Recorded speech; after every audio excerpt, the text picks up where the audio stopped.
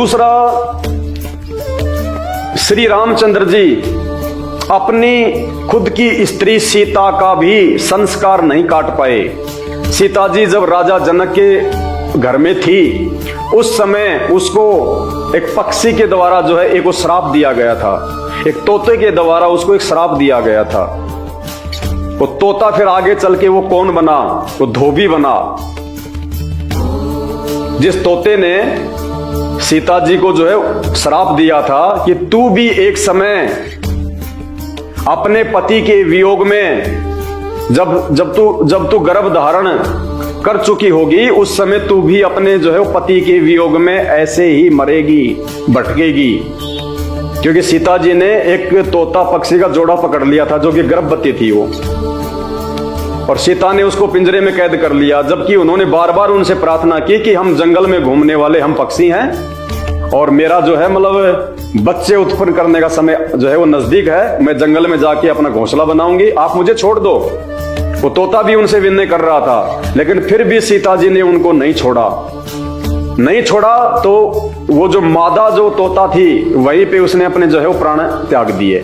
उसके बाद में जो तोता था उसने सीता को ये श्राप दे दिया कि जैसे आज मैं अपनी गर्भवती पत्नी के वियोग में दुखी हूं, ऐसे तू भी अपने पति के वियोग में जब तू गर्भ धारण करेगी तू भी ऐसे दुखी रहेगी। तो आगे चल के वो जो तोता था वो धोबी बना। उस धोबी ने फिर उसको जो है वो श्राप जो है ये बातें बोली, और ये बातें बोलने के कारण फिर श्री राम को ये बातें जो है वो चुभ गई, वो सहन नहीं कर पाए और उन्होंने सीता को जंगल में निकाल दिया।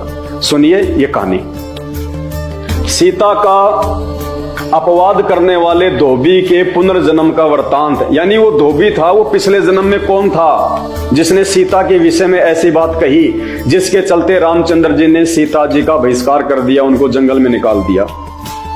ये वही पद्म पुराण है, वही कथा चल रही है। ये स्वामीन जिनकी उत्तम कीर्ति संपूर्ण जगत को पवित्र करने वाली है, उसी जानकी देवी के प्रति उस धोबी ने निंदा युक्त वचन क्यों कहे? इसका क्या रहस्य है? शेष जी ने कहा, मिथिला नाम की महापुरी में महाराजा जनक राज्य करते थे। उनका नाम था शीरध्वज। एक बार वे यज्ञ के लिए पृथ्वी जोत रहे थे, वो हल चला रहे थे अपने खेत में राजा जनक। उस समय चौड़े मुंह वाली सीता फाल के समान धसने से बनी हुई गहरी रेखा के द्वारा एक कुमारी कन्या का प्रादुर्भाव हुआ, यानी उसका जो है वो जन्म हुआ। यानी राजा जनक एक यज्ञ करने के लिए खेत में हल चला रहे थे, तो उसी समय नीचे कोई मटका वगैरह निकला वो हल से, और उसके अंदर जो है सीता जी का जो है वो जन्म हुआ, जो रति से भी बढ़कर सुंदर थी। इससे राजा को बड़ी जो है प्रसन्नता हुई और उन्होंने भुवन मोहिनी शोभा से संपन्न उस कन्या का नाम सीता रख दिया। परम सुंदरी सीता एक दिन सखियों के साथ उद्यान में खेल रही थी। वहां उन्हें सुख पक्षी का एक जोड़ा दिखाई दिया। ये सीता है, ये अपनी सहेलियों के साथ में जो है जंगल में वहां पे मतलब एक बगीचे में खेल रही है। वहां इसको ये पक्षियों का जोड़ा दिखाई दिया एक सीता को। और ये जो राजा जो जनक थे ये यज्ञ के लिए ये जमीन जो है वो जोत रहे थे, तो यहाँ पे इनको ये सीता निकली थी फिर ये जमीन से। तो जो पक्षी का जोड़ा उनको दिखाई दे रहा था जो बड़ा ही मनोरम था, वे दोनों पक्षी एक पर्वत की चोटी पर बैठकर इस प्रकार बोल रहे थे, पृथ्वी पर श्री राम नाम से एक बड़े सुंदर राजा होंगे, उनकी महारानी सीता नाम से विख्यात होगी। वो तोता और तोती आपस में बैठ के बातें कर रहे थे कि पृथ्वी पर श्री रामचंद्र नाम से एक महान राजा होगा, उसकी पत्नी होगी जिसका नाम सीता होगा। श्री रामचंद्र जी बड़े बुद्धिमान और बलवान होंगे। अब श्री रामचंद्र जी में कितनी बुद्धि थी आपने देख लिया होगा अभी थोड़ी देर पहले। और बलवान होंगे, वो कितने बलवान थे ये भी आपने देख लिया। जो रावण से अकेले युद्ध करके अपनी पत्नी को छुड़वा के नहीं ला सके, वो कितने बलवान थे।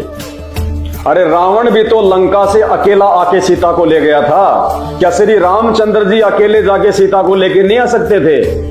तो रामचंद्र जी जो है कितने बलवान थे ये सबको पता है अच्छे से। वे बड़े बुद्धिमान और जो है बलवान होंगे तथा समस्त राजाओं को अपने वश में रखते हुए सीता के साथ 11,000 वर्षों तक राज्य करेंगे। धन्य है वो जानकी देवी और धन्य है श्री राम जो एक दूसरे को प्राप्त होकर इस पृथ्वी पर आनंद पूर्वक विहार करेंगे।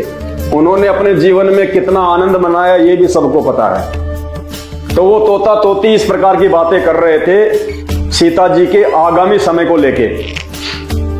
तोते की उस जोड़ी की ऐसी बातें करते देख सीता ने सोचा कि ये दोनों मेरे ही जीवन की मनोहर कथा कह रहे हैं, इन्हें पकड़कर सभी बातें पूछूं। ऐसा विचार कर उन्होंने अपनी सखियों से कहा, ये पक्षियों का जोड़ा बहुत सुंदर है, तुम लोग चुपके से जाकर इसे पकड़ लाओ। सखियां उस पर्वत पर गई और दोनों सुंदर पक्षियों को पकड़ लाई।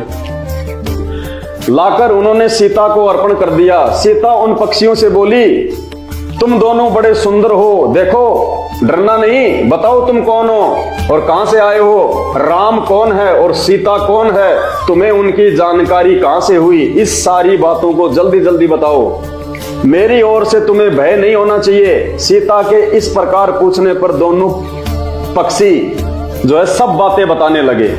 देवी, वाल्मीकि नाम से प्रसिद्ध एक बहुत बड़े महर्षि हैं जो धर्म यज्ञों में श्रेष्ठ माने जाते हैं। हम दोनों उन्हीं के आश्रम में रहते हैं, यानी हम दोनों वाल्मीकि ऋषि के आश्रम में रहते हैं। महर्षि ने रामायण नाम का एक ग्रंथ बनाया है जो सदा ही उनके मन को प्रिय जान पड़ता है। उन्होंने शिष्यों को उस रामायण का अध्ययन कराया है, यानी श्री रामचंद्र जी के जन्म से पहले ही रामायण लिखी जा चुकी थी महर्षि वाल्मीकि के द्वारा।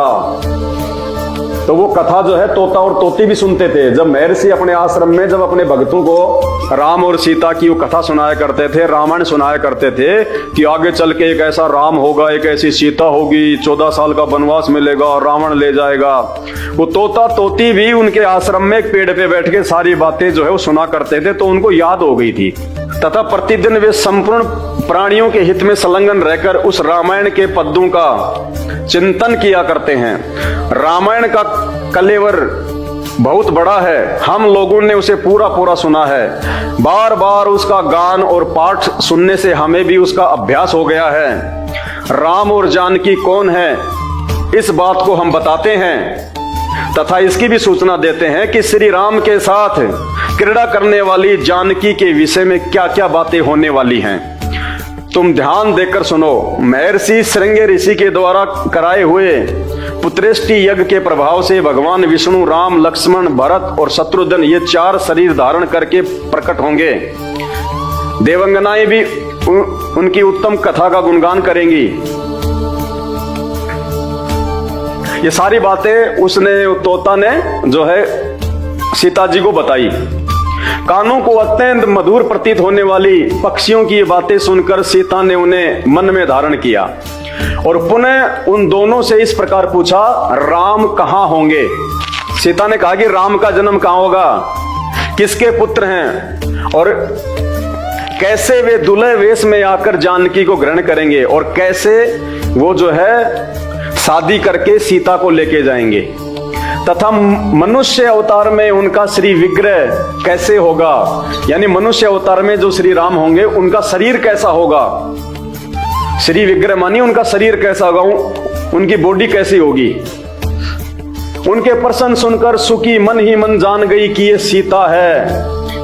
वो जो तोता पक्षी का जो जोड़ा था वो इस प्रकार की बातें सुन के कि भाई इसके मन में इतनी जिज्ञासा क्यों हो रही है ये सारी बातें जानने की। तो कहने का मतलब है वो जो तोता पक्षी का जोड़ा था वो जान गया कि ये सीता है।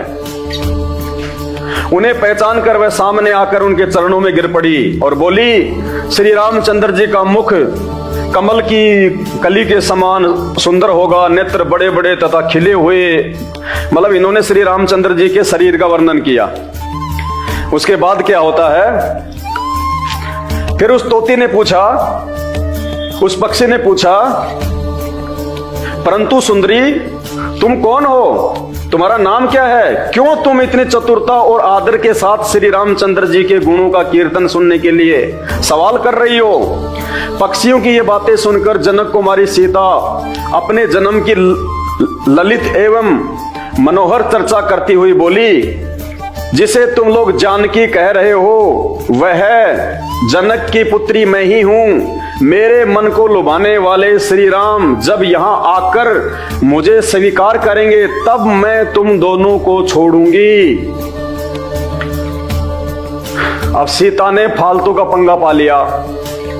तोता पक्षी के जोड़े से इस प्रकार की बातें सुन के राम के विषय में सीता ने दोनों को पकड़ लिया और कहा, पहले तो उनको क्या बोल रही है कि तुम्हारे को जो है मेरे से डरना नहीं चाहिए, मैं तुम्हें कोई हानि नहीं पहुंचाऊंगी।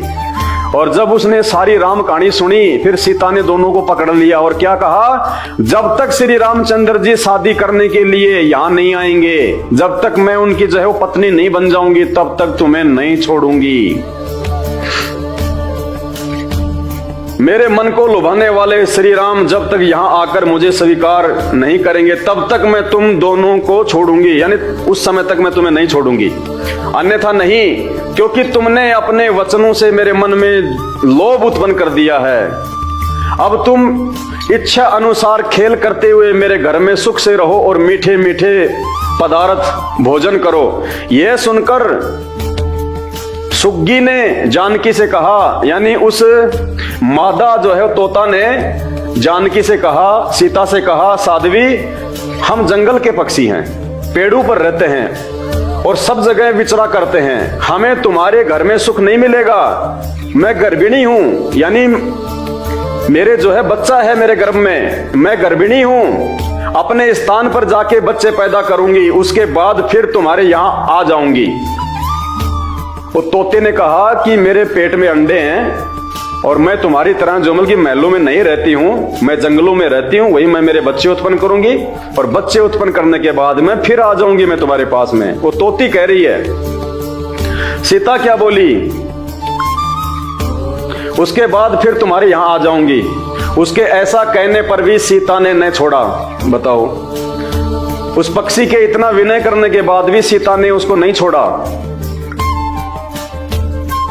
तब उसके पति ने विनीत वाणी में उत्कंठित होकर कहा, तब उस तोता ने दुखी मन से कहा, सीता मेरी सुंदरी भारिया को छोड़ दो, यानी मेरी इस तोती को छोड़ दो, इसे क्यों रख रही हो? शोभने ये गर्भिणी है, सदा मेरे मन में बसी रहती है, जब ये बच्चों को जन्म दे लेगी तब इसे लेकर फिर तुम्हारे पास आऊंगा। तोते के ऐसा कहने पर जानकी ने कहा, महामते तुम आराम से जा सकते हो, मगर तुम्हारी यह भारिया, तुम्हारी यह औरत मेरा प्रिय करने वाली है, मैं इसे अपने पास बड़े सुख से रखूंगी।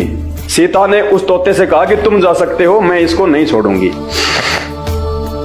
यह सुनकर पक्षी दुखी हो गया। उसने करुणा युक्त वाणी में कहा, दुखी मन से कहा, योगी लोग जो बातें करते हैं वह सत्य ही हैं, किसी से कुछ न कहें, मौन होकर रहें, नहीं तो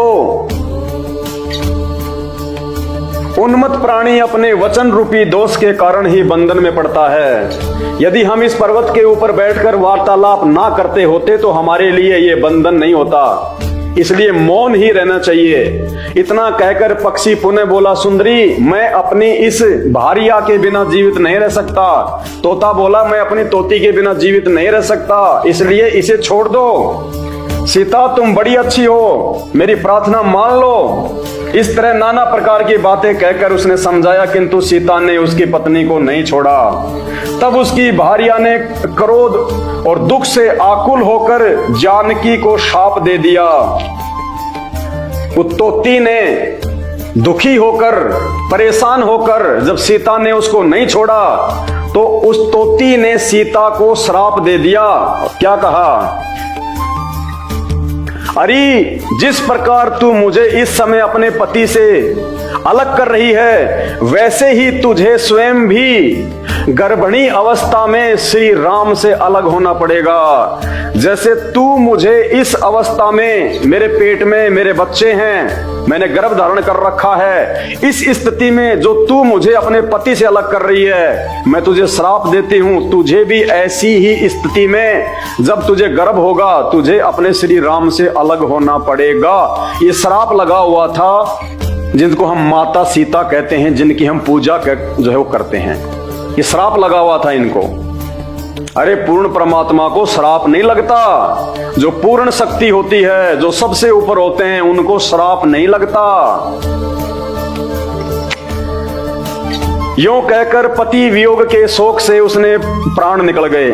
इतना कह के सीता को श्राप देके उस तोते ने अपना शरीर छोड़ दिया, मर गई। उसने श्री रामचंद्र जी का स्मरण तथा पुनः पुनः राम नाम का उच्चारण करते हुए अपने प्राण त्याग दिए। इसलिए उसे ले जाने के लिए एक सुंदर विमान आया और वह पक्षिणी उस पर बैठकर भगवान के धाम को चली। लेखक कह रहा है कि उसने राम राम का जाप करते हुए शरीर छोड़ दिया। उसके बाद में स्वर्ग से एक विमान आया और उसको ले गया। ये कौन से राम का जाप किया इसने? इसने उस राम का जाप किया जिस राम का जाप महर्षि वाल्मीकि किया करते थे।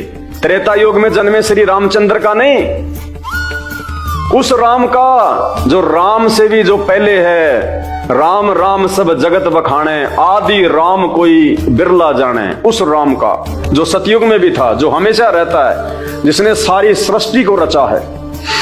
भार्या की मृत्यु हो जाने पर पक्षी शोक से आतुर होकर बोला। अब उस तोती की मृत्यु हो जाने पर उसका जो पति था, जो तोता था, वो क्या बोला?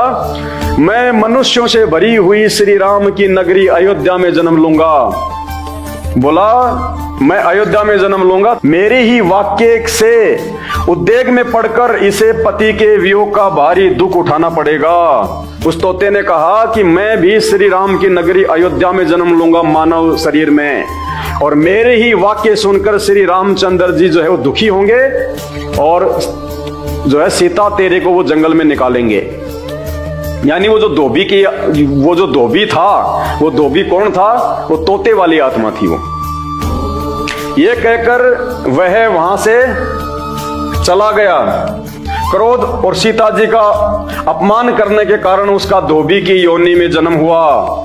जो बड़े लोगों की बुराई करते हुए क्रोध पूर्वक अपने प्राणों का परित्याग करता है। ये इनकी राम कहानी है, सीता जी की और श्री राम की। तो अब हमें इस कहानी से जो शिक्षा प्राप्त करनी है, तो यह क्या गया? धोबी के रूप में उत्पन्न हुए उस तोते का श्राप ही सीता से, पति से अलग होने का कारण हुआ, और इसी से वो जो है वन में गई। यानी उस तोते वाली आत्मा, उस धोबी ने जो व्यंग्यपूर्ण बातें कही, वो बातें सुन के उन गुप्तचरों ने राम को कही, और इसी बात से दुखी होके, परेशान होके रामचंद्र जी ने सीता जी को निकाल दिया अयोध्या से।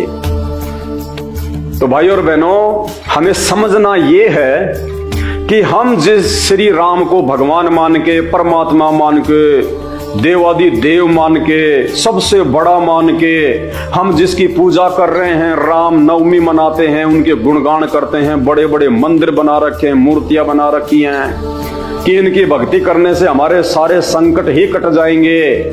वो श्री रामचंद्र जिनको आप इतनी महिमा दे रहे हैं, अज्ञानता के चलते, नासमझी के चलते, शास्त्रों की आदि अधूरी जानकारी के चलते, वो श्री राम जिनसे आप अपने संकट कटवाने की सोच रहे हैं, वो श्री राम अपनी पत्नी सीता के श्राप को नहीं काट सके।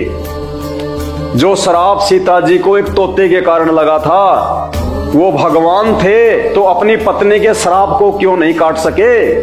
क्या मजबूरी थी? क्या भगवान इतना जो है कमजोर होता है जो अपनी ही पत्नी के श्राप को नहीं काट सके, अपनी ही पत्नी के कष्टों को नहीं हर सके? वो श्री रामचंद्र जी आपके मंदिर में जाने से, 50 रुपए की अगरबत्ती धूपबत्ती लगाने से, सारी रात जो है ढोलक पे थपियां मारने से, 3-4 भजन गाने से, वो श्री रामचंद्र जी आपसे कदापि प्रसन्न होने वाले नहीं हैं। जो अपनी सबसे प्रिय पत्नी के भी वो कर्म नहीं काट सके, उनका भी श्राप नहीं काट सके, और उस श्राप के कारण सीता को अपने पति से अलग होना पड़ा। भगवान थे तो श्राप को काट देते, 2 मिनट लगती। जैसे आज संत रामपाल जी स्टाम्प पे लिख के देते हैं, अगर किसी ज्योतिष ने, अगर किसी हस्तरेखा का देखने वाले ने अगर आपको ये बता रखा है कि 6 महीने बाद में तेरी मृत्यु होने वाली है, तो संत रामपाल जी कहते हैं आके मेरे से नाम उपदेश ले लो, 100 साल की उम्र दूंगा, 100 साल की स्टाम्प पे लिखवा लेना। बड़े से बड़े रोग, कैंसर, एड्स, जो भी महामारी आपको है, और पीजीआई और एम्स के बड़े से बड़े डॉक्टरों ने, अमेरिका के बड़े से बड़े डॉक्टर ने आपको ये कह दिया कि तेरी लास्ट स्टेज है, इसके बाद तेरा जीवन शेष नहीं है, 3 महीने बाद में आपको जो है ये प्राण त्यागने पड़ेंगे। संत रामपाल जी कहते हैं एक बार मेरे से आके नाम उपदेश ले लो और मैं तुम्हें जो भक्ति दूंगा, जो मंत्र दूंगा, उनका जाप करो और 100 साल की उम्र की गारंटी ले लो, गारंटी। ये है असली राम, ये है आदि राम, ये है आदि पुरुष। चाहे लाखों लोगों के श्राप कटवा लो, लाखों लोगों के संकट कटवा लो। कहते तुम कौन राम का जपते जापम, ताते कटे ना तीनों तापम। ये 3 ताप के कारण सीता को ये श्राप लगा था, दैहिक, दैविक और आध्यात्मिक। दैहिक यानी शरीर से संबंधित रोग, दैविक यानी किसी देवी देवता का जो है कोई श्राप लग जाना, और आध्यात्मिक यानी हमारे कोई पिछले जन्मों के पाप कर्मों के कारण हमारे ऊपर जो है कोई संकट आना। तो सीता जी को जो ये श्राप लगा था, ये जो है मतलब कि दैवीय में था, ये दैविक ताप था। तो वो राम जिनको हम भगवान कहते हैं, अपनी ही पत्नी के उस ताप को नहीं काट सके, श्राप को नहीं काट सके। आप और हमारे 20 रुपए की अगरबत्ती की धुआं करने से कहां काट देंगे? गलत फहमी है, बहुत बड़ी अज्ञानता में जी रहे हो, मानव शरीर को बर्बाद कर रहे हो पल पल बिना जानकारी के। ये अनमोल रतन है, अनमोल रतन। भक्ति इसी से हो सकती है। आज इसी शरीर में तुम जान सकते हो राम, कृष्ण, भगवान कौन, क्या भक्ति। कल को ये शरीर छूट गया, गधे कुत्ते का शरीर मिलेगा, तुम भक्ति नहीं कर पाओगे, तुम्हें कोई जान ही नहीं पाओगे कि राम कौन है, श्री कृष्ण कौन है, भक्ति क्या है, भगवान कौन है, जो है गुरु जी क्या होते हैं, कुछ नहीं। फिर अपना भोग भोगोगे।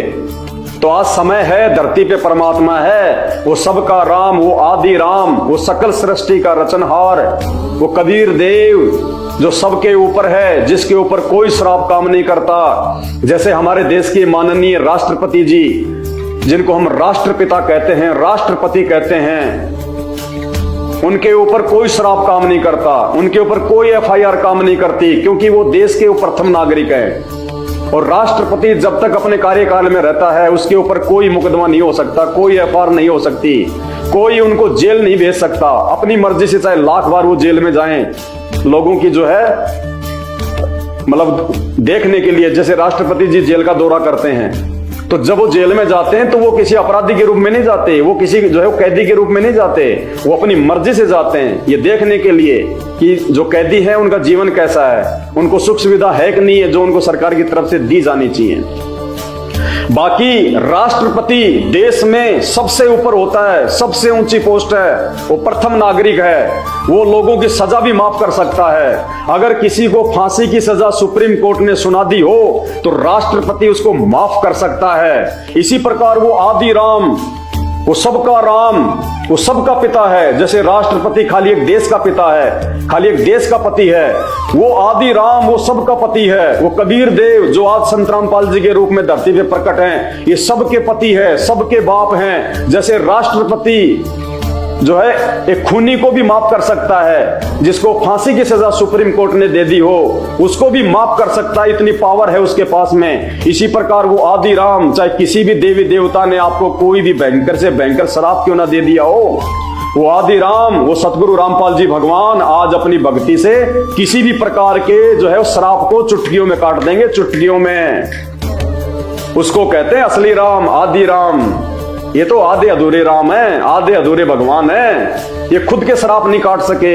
रामचंद्र जी को नारद का श्राप लगा, जिस कारण से वो 14 साल का वनवास भोगा। रामचंद्र खुद अपना श्राप नहीं काट सका। रामचंद्र जी की पत्नी सीता को एक तोता पक्षी ने जो है वो श्राप दिया, वो अपनी जो है पत्नी का श्राप नहीं काट सके। ये कहां से राम हो गए, कहां से भगवान हो गए? भाई और बहनों आंखें खोलो, ये मानव शरीर बहुत अनमोल है। एक एक श्वास परमात्मा ने हमारे को जो है वो गिन गिन के दिए।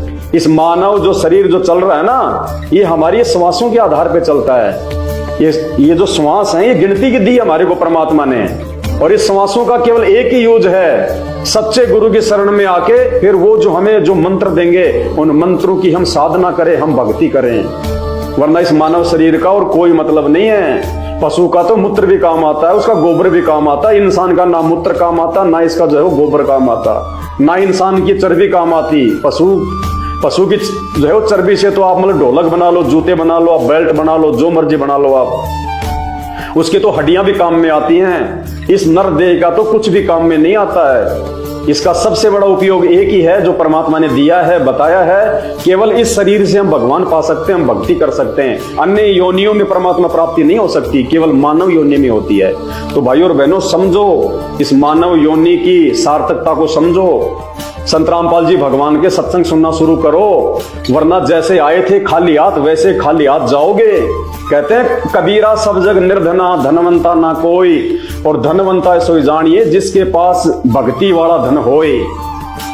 अंत समय में जब यहां से जाएंगे ना, तो धर्मराज ये नहीं देखेगा कि तूने कितना बैंक बैलेंस बनाया था, तूने कितने मकान, तूने कितने जो है प्लाट लेके रखे हुए हैं, तेरे पास में कितनी गाड़ियां थी, तू कितना बड़ा सेठ था, व्यापारी था, राजा था। नहीं, वो ये देखेगा कि जब तू यहां से गया था, तू हाथ जोड़ के लाइन में खड़ा था कि हे भगवान एक बार मेरे को ये मनुष्य जन्म दे दो, हे भगवान एक बार मेरे को मानव जन्म दे दो।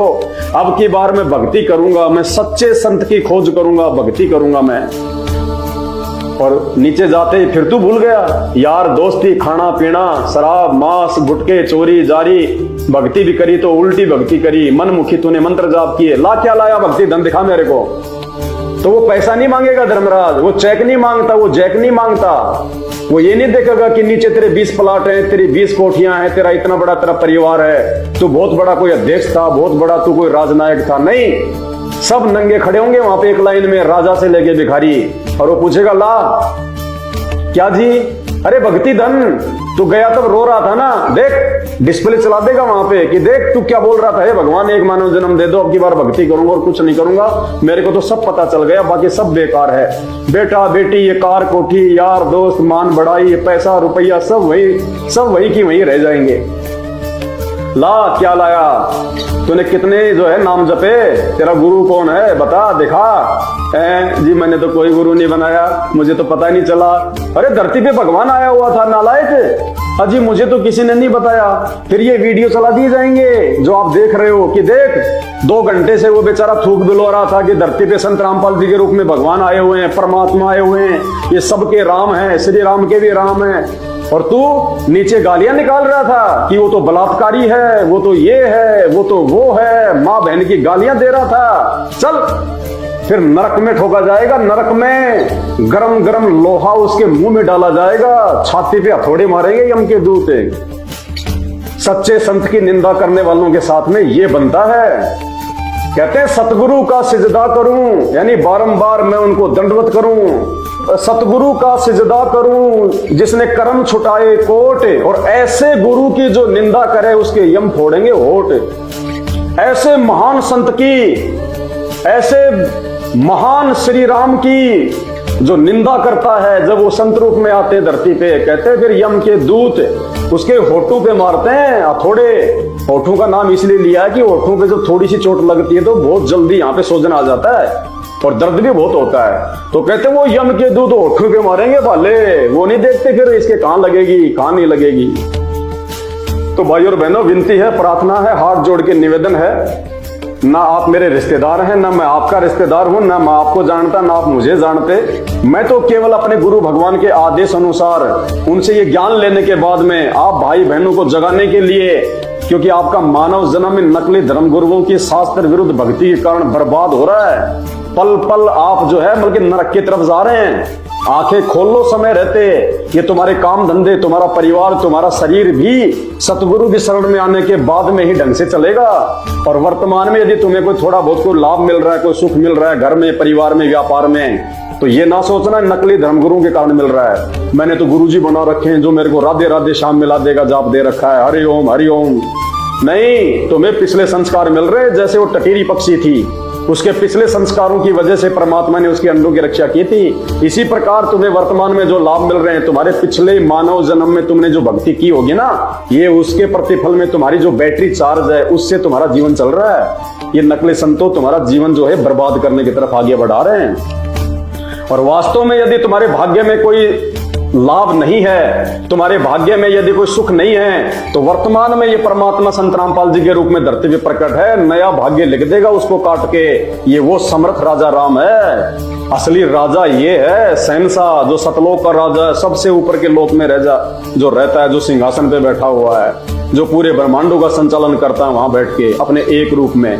आज वो कबीर परमात्मा, वो राजाओं का राजा, वो शहंशाह सतलोक से उतर के हमारा सौभाग्य है सभी प्राणियों का, जितने भी इस धरती पे मानव शरीरधारी प्राणी हैं उनका, कि आज हमारे को पूर्ण संत मिला हुआ है, पूर्ण परमात्मा धरती पे आए हुए हैं। भाई और बहनों, अविलंब मत सोचो, आत्म कल्याण के विषय में किसी की नहीं माननी चाहिए, केवल वो मानो जो सत्य है। तो ये शास्त्र आपके सामने हैं, इनमें आपके विष्णु अवतार राजा दशरथ के पुत्र श्री रामचंद्र जी का, उनकी पत्नी सीता जी का, और उनके गुरु जी कितने महान थे, जिन्होंने शुभ मुहूर्त निकाला, शुभ लगन निकाला है, कि मैंने जो लगन निकाल दिया है, इस लगन में सीता राम की शादी होगी, आजीवन ये सुखी रहेंगे। और उसके लगन निकालने के बाद, उसके मुहूर्त निकालने के बाद, वशिष्ठ मुनि की अध्यक्षता में राम और सीता की शादी होने के बावजूद, कहते हैं वशिष्ठ जैसे तत्वता ज्ञानी शोध के लगन धरे, और सीता हरण मरण दशरथ को बन बन राम करे। ऐसी दुर्गति हुई वशिष्ठ मुनि के द्वारा निकाले गए शुभ मुहूर्त के बाद। तो इन मुहूर्तों के चक्कर में ना पड़ो, इन फालतू की पूजा और ये कर्मकांड के चक्कर में ना पड़ो। आप अपना समय और पैसा बर्बाद कर रहे हो। जब तक आप पूर्ण संत सतगुरु रामपाल जी भगवान की शरण में नहीं आते हैं, तब तक आपको अपने पिछले जन्मों का जो भाग्य मिलेगा, आपको जो आपके संस्कार में है वही मिलेगा। अच्छा या बुरा, लाभ या हानि, सुख या दुख, जीवन या मौत, कोई माई का लाल इस धरती पे चेंज नहीं कर सकता।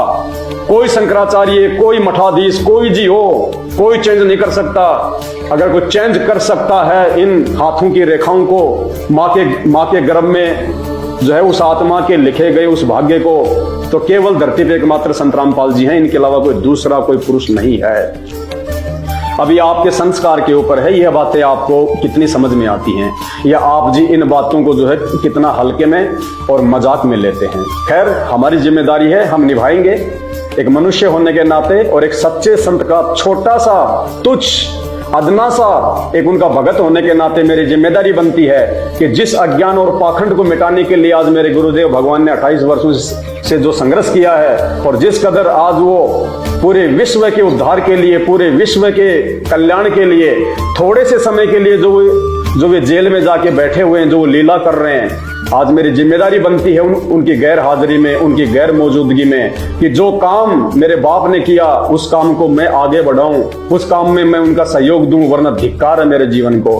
अरे मेरा बाप जेल में बैठा है और पीछे से मैं मौज मस्ती करूं, खाऊं पीऊं, सारा दिन इस काम धंधे में 2 टाइम की रोजी रोटी के लिए गधे और बैल की तरह लगा रहूं, और जो मिशन मेरे बाप ने छेड़ा था उसकी तरफ मेरा ध्यान भी नहीं है, तो धिक्कार है मेरे मानव जीवन को, धिक्कार है मेरा उनका भगत होने को। तो भाई और बहनों, हम अपनी जिम्मेदारी निभा रहे हैं। आप लोग जागो, ये हम सबका पिता है, हम सबका बाप है। धरती पे केवल एकमात्र यही एक संत है, यही एक गुरु है, जिनसे नाम उपदेश लेने के बाद हमारी आत्मा का उद्धार हो सकता है। वर्तमान में भी हमारे को लाभ मिलेगा, हमारे काम धंधे में, व्यापार में, हर प्रकार से। माँ बाप से पहले बेटा बेटी नहीं मरेंगे, एक्सीडेंट नहीं होगा, घर में कोई महामारी, कोई अकाल मौत नहीं होगी, औरत कभी विधवा नहीं होगी, गारंटेड बात है। एक बार आप संत रामपाल जी की सत्संग सुन के उनसे नाम लेके, और जो नियम वो बताते हैं, जो मर्यादा, उन मर्यादाओं में रह के आप भक्ति करना शुरू करो, फिर देखो आप चमत्कार। भूल जाओगे देवी देवताओं को, भूल जाओगे ब्रह्मा विष्णु महेश को, आपको सौपन में भी याद नहीं आएंगे। आपको ये बच्चे जैसे नजर आएंगे, आँखी के आगे मच्छर जैसे नजर आएंगे, कि अज्ञानता में हम जिनको बहुत बड़ा मान रहे थे, भगवान मान रहे थे, सुप्रीम कोर्ट मान रहे थे, ये तो बालकों जैसे हैं। इनसे अच्छे तो हमारे भगत हैं, इनसे अच्छे तो संत रामपाल जी के हम भगत हैं। इनसे ज्यादा जो भक्ति है वो आज संत रामपाल जी के जो है भक्तों के पास में है। श्री राम, श्री कृष्ण, ब्रह्मा विष्णु महेश तो जो है वो नरक की ओर बढ़ रहे हैं। वो तो अपनी जो भक्ति कमाई जो उन्होंने की थी किसी जन्म में, आज उसको ब्रह्मा विष्णु महेश बन के अवतार धारण करके उस काल के आदेश से उस भक्ति को जो है वो नष्ट कर रहे हैं। और हम लोग सच्चे संत की शरण में आके भक्ति जोड़ रहे हैं, हम अपनी बैटरी को चार्ज कर रहे हैं, हम सतलोक जाने की दिशा में आगे बढ़ रहे हैं। ये देवता भी रोते मानव शरीर प्राप्त करने को, कहते हैं इस देही को देवालोचै तू नर क्यों उकलाता, कि हे नादान प्राणी, ये मानव शरीर प्राप्त करने को तो देवता भी जो है रोते हैं, वो तरसते हैं। क्योंकि मोक्ष केवल इस धरती पे, इस पृथ्वी लोक पे मानव जन्म प्राप्त करके ही जो है वो पाया जा सकता है। देवता योनि में मोक्ष नहीं है, पशु योनि में मोक्ष नहीं है, पक्षी योनि में जो है मोक्ष नहीं है, ब्रह्मा विष्णु महेश की योनि में मोक्ष नहीं है। वो तो अपने उन कर्मों का भोग भोग रहे हैं ऊपर जाके। ये कर्म क्षेत्र है, ये धरती, ये पृथ्वी, ये मृतलोक है। इस मृतलोक में यदि आपका मानव जन्म है, आपको यदि मनुष्य जन्म प्राप्त है, और यदि वो सच्चा राम, वो सच्चा सतगुरु यदि आपको प्राप्त है, तो आप उन देवी देवताओं से, ब्रह्मा विष्णु महेश से लाख गुना ज्यादा सेठ हो, आप धनी हो, आप उनसे परम सौभाग्यशाली हो।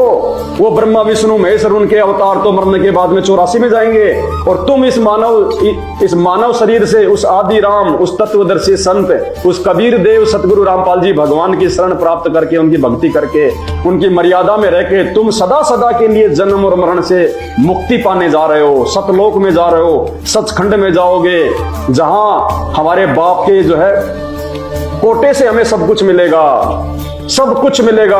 अब यहां तो हमारे को 24 घंटे काम धाम करना, लड़ाई झगड़ा, मारपीट, अमीरी गरीबी, दुख संकट, हारी बीमारी, दुनिया भर की टेंशन। उस सतलोक में ऐसा कुछ नहीं है, ऐसी ही सृष्टि है, सब कुछ ऐसा ही है, लेकिन वहां पे अविनाशी है, वो कभी मरता नहीं, कभी गंदा नहीं होता, ना कोई काम करना पड़ता, ना कोई स्कूल में जाना पड़ता, ना कोई काम धंधा